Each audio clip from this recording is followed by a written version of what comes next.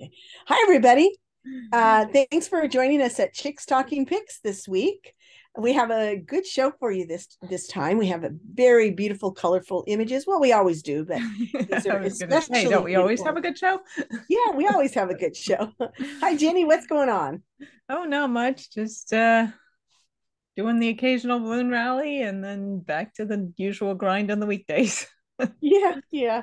So I had fun in preparing for uh, Thanksgiving. I've made a succulent covered pumpkin. Oh, I just thought I'd cute. show everyone because I'm so proud of it. Isn't that fun? It's not photography, but it is fun. Cool. So, yeah. Okay, well, we have three images. We're going to get right in, all same maker, and I really have to give kudos to this maker because she is just gotten better and better and better over the years that I've seen her work. So let's go on to the first image. And Jenny, I'm going to let you start off. Okay. Um, okay, so one of the obvious things that stands out in this image is the main person whose clothing matches the blossoms, which is just um a nice touch. The pink Chuck Taylor shoes and the direction of her view up into the trees. The only One of the things that struck me though is it's a little busy, and I think if she'd cropped in on the sides and removed the people on either side, you could focus on the person in the middle a little bit better. Um, Maybe use a little vignette to darken down the edges. Um, yeah, I think those were the comments that I had. What do you have to add? Well, I agree with you to some extent. Okay. I love, I'm going to say what I love about this is I love the framing of the tree trunks that are coming up from the left and the right. Um, I, absolutely love the color and the fact that the woman has a pink blouse and a or sweater and a pink bag and pink shoes, and that it just goes with this scene. It's a lovely scene. The the only thing a couple of things that I might have said would make the image stronger, although I'm not saying it's not strong as it is what Jenny's saying too. If those people on the left and the right are kind of in close enough to the same plane of this woman that they become a little distracting or pull your eye away. And I don't want that to happen for this image because it is so creative. I, So I would, you know what I mean? That's kind of what you were saying.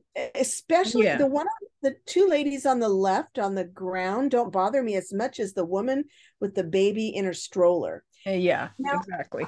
yeah, I do like the fact that the story she's taking a picture. It looks like of the same scene that our maker is taking the picture of, but I can't say that for sure. And that makes me wonder, and I don't want to have to think about that.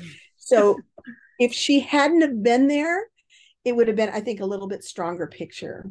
Mhm. But then again, all the activity around the whole park area is just bustling, and I just love that. And so, I, yeah, I go was going ahead. to say it is a nice contrast in that you have all of the people going on and doing these things, and this one person is just, focusing on the trees, and everyone else seems oblivious to, the beautiful scene that they're sitting in.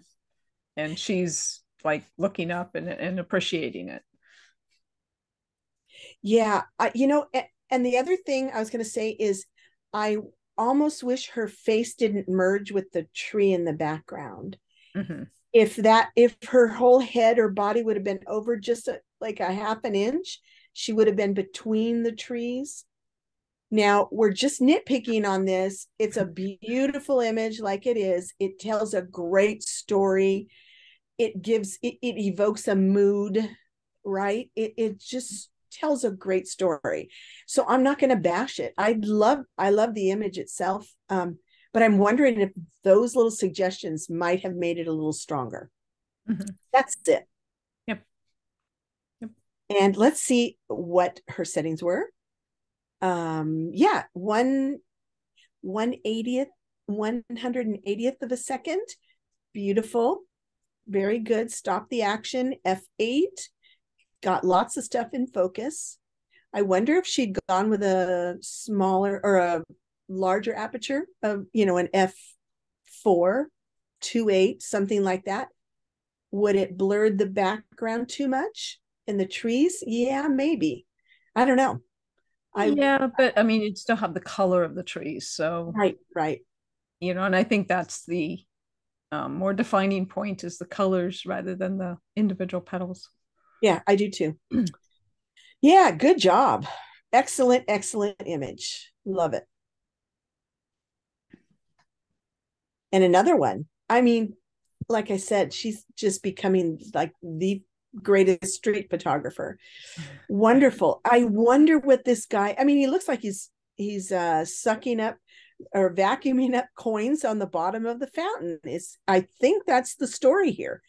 Who captures that story? I think it's great. Don't you think? I think it's Yeah. wonderful. Yeah. At first, I was like, what is he doing? Is he vacuuming the water? And then it occurred to me he's probably vacuuming the coins. Yeah, I'm guessing that's what he's doing. I don't know. It looks like there's coins there, but it looks like if they were there, they'd be more random, right? Or he's already vacuumed around this little dark spot of coins. So anyway, but to go on with this, I love the reflections of the people in the little bit of water that's left over. That guy that's looking over his left shoulder to go like, what's this guy doing? And how can I get in on the action? I like the city scene, the busyness of it. Again, we'll talk about depth of field when we see her settings, but turning it to black and white was a great choice so that we see what's happening and not be distracted by colorful outfits in the background and stuff. Go ahead, Jenny, you chime in. I'm just talking. Yeah, and the guy in the back that's watching has this very amusing expression on his face. And so it's just my eyes keep going back and forth between the two people, because he's looking at the same person we're looking at. I don't know obviously looking at the shadows, this was taken midday. So unfortunately the guy vacuuming is in a bit of shadow on his face. I don't know if that helping lighten that would help at all. I mean, it's not going to change the story, but it might help a little bit to see a little bit more of his face. That doesn't bother me. I think it's the action. I don't even think it's his face. I think it's the hands and the vacuum cleaner and everything. And the fact that he's looking down and you're not seeing more of his face allows you to take in the scene better. I don't know. That's my kind of opinion. Yeah, I mean, it could be. I would have to see, lighten it up, see if it works, and if it didn't, take it off. Yeah, other than that, I mean, I think, like you said, going to black and white because you have the Whole Foods sign in the background, and that was probably had a lot of color in it, and just getting rid of all that and going to the more traditional street photography that we see in black and white. Not that it has to be black and white, but it's the way we're used to seeing street photography. Yeah, I love it. And putting him kind of in the middle, or his whole little project there in the middle, I like that. And that's an example of not using the rule of thirds and doing your own thing. Right. So I mean, it's well balanced with where he's positioned and the space on the left. Right. It's a well balanced image. Did you see that vacuum cord going right through the water over there on the left? Oops. No, I didn't notice. That looks scary. Don't get electrocuted. Okay, let's see what the settings were on this. So 1/1250th of a second to probably stop all that motion in the background. F11, great depth of field in that, and ISO 1000. I'm not sure you would have need to go up that high, but I find myself in situations where I don't need to be that high either. Now, if I had a bird that it was sitting on a post or something and I was waiting for it to fly, I would be up that high. I'd be up higher than that probably. But in this situation, I think you could have got away with your ISO a lot less. Mm-hmm. Yeah. I was a little surprised when I saw the 1000. It seems a little fast for what appears to be midday, but but your settings might have been that on the camera already, and you saw the opportunity, you just took the picture right real quick, and that happens to all of us. So I don't. I mean, with today's cameras having a 1000, I mean, it's not adding that much noise. That's right. An issue at all. Yeah. Okay. Great job. Love the image. And you're on for this one, Jenny. Go ahead. I love the story in this. You've got this little bitty dog that's like telling off this bicycle that's coming straight at him, and and then the owner looking down at the dog. Again, the black and white really does this justice, and this one obviously was shot slower because the people in the background are moving, which is nice because I mean you see that they're there, you see that they're going by, but they're not distracting from the the view of the guy looking down at the dog and the dog looking up at the guy, and that's where the whole story is. Yeah, and that's an interesting choice to do a little bit slower shutter speed here, because we know the guy on the bike has stopped because he should have been the one that was moving fast, and the people in the background maybe stopped. You would think, but she's used a different, she's telling a different story here. Right. And that little dog's attitude just makes it for me. I just think, like, ooh, puffing that chest out, looking up high. I love it. Love it. Love it. I might take a little bit off the foreground, and I wish I had more of the umbrella, but maybe there was a reason that, I don't know, just to kind of balance the scene. I think there's a lot in front that doesn't need to be there. What do you think about that? You think? The cobblestones don't bother me. I mean, maybe if she went up higher, there would have been a sign on the building or something that would have been more distracting. True. Hard to say.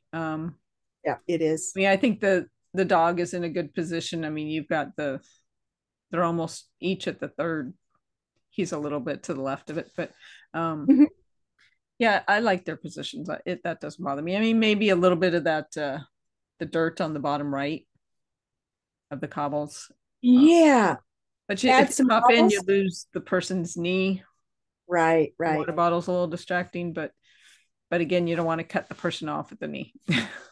No, that's true. And if you're doing documentary, you can't add any cobble there on the right if you're entering in just a street scene that allows you to do any manipulating. I'd add some cobble in there so it's not that dark spot. I don't know.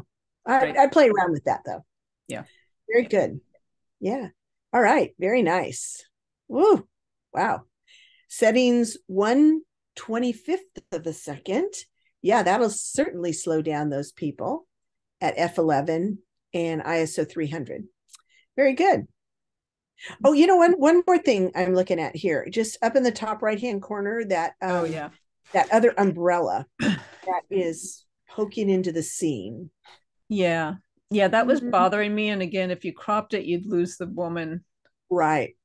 So, the option there, I mean, the only other option would be to come down. And I think that would put the guy's head too close. Yeah, I do too. Yeah, I definitely wouldn't crop from the top. No. I mean, if you could manipulate it, if it wasn't, traditional street photo where you don't want to do anything, you could just clone those out. Yeah. Good. Yeah. Beautiful. All right. If you enjoyed this episode or any of the other episodes and you'd like some feedback on your work, please send your images to chickstalkingpics@gmail.com.